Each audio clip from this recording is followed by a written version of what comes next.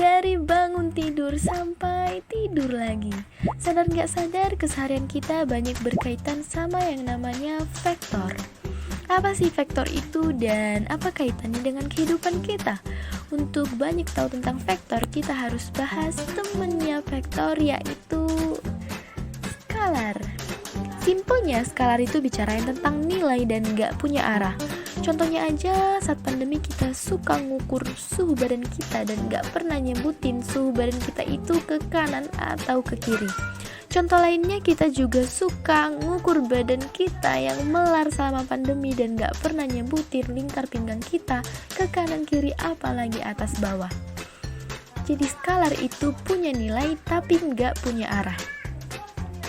Sedangkan vektor punya nilai dan juga punya arah. Contohnya aja waktu kita kehujanan, air hujan turun ke arah pusat gravitasi. Dalam hal ini kecepatan air hujan punya nilai dan juga arah. Selain itu, saat kita bepergian, kita butuh rute paling cepat dan gak usah lewatin jalan berliku-liku. Kita cukup tarik garis dari titik asal kita dan sampai ke titik tujuan. Dalam hal ini perpindahan punya nilai dan juga arah. Selain itu masih ada contoh-contoh lain vektor dalam kehidupan kita yang perlu kita bahas.